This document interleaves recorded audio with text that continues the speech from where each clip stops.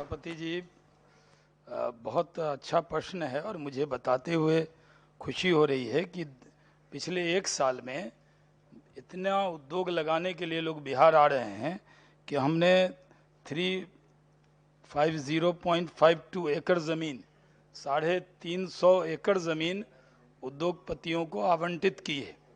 उसके अलावा भी ज़मीन की कमी हो रही है, बड़ी कंपनियां उद्योग के लिए ज़मीन तलाश रही हैं और क्योंकि यहाँ जोत छोटी है, उनको लेने में दिक्कत दुश्वारी होती है और समय निकल जाता है।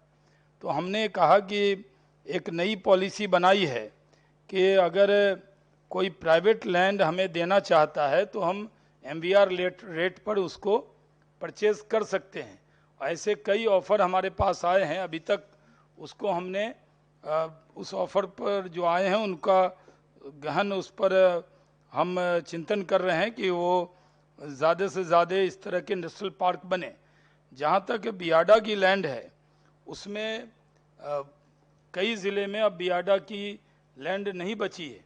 जो इंडस्ट्रियल पार्क है उसमें जहाँ जहाँ लैंड खाली हो रही है उसको इतने लोग आ रहे हैं कि हम उसके ई ऑक्शन पे भी विचार कर रहे हैं, जैसे राजस्थान और अन्य राज्यों में है कि उसमें जो लोग बियाडा लैंड लेना चाहते हैं उसके लिए ट्रांसपेरेंसी हो और हम ई ऑक्शन से भी उनको देंगे। जहाँ तक इनका प्रश्न है कि प्राइवेट पार्क में, ऐसे हमारे पास पहले से पॉलिसी है, अगर कोई इंडस्ट्रियल पार्क डेवलप करता है तो उसको बिहार सरकार बहुत सारी सुविधाएं देती हैं। लेकिन इनका प्रश्न अच्छा है कि अगर कोई प्राइवेट इंडस्ट्रियल पार्क डेवलप करे या बियाडा को जो लैंड दे उसमें उसको भी कुछ अधिकार दिया जाए और इंफ्रास्ट्रक्चर को हम डेवलप करेंगे। तो इस तरह के कई प्रस्ताव हैं। सभापति जी, मुझे बताते हुए खुशी हो रही है कि हमने गया के में करीब 1600 एकड़ का पार्क बना लिया है। उस पर प्रक्रिया डोभी के पास शुरू हो रही है।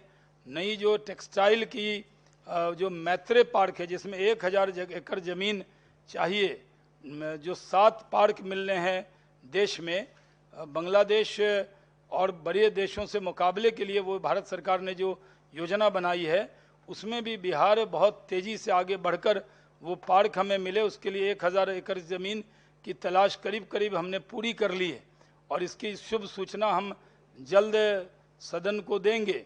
और जहाँ तक लेमन ग्रास का सवाल है, जो उन्होंने कहा, ऐसे तो वो कृषि से संबंधित है लेकिन वो भी उद्योग के तौर पर उसका बहुत ज़्यादा, उसके बायर बहुत हैं। यहाँ भी उसको हम शुरू करने का इरादा रखते हैं और उसको फूड प्रोसेसिंग की जो हमारी पॉलिसी है, प्रायोरिटी सेक्टर, उसमें भी लेमन ग्रास पर हम विचार करेंगे।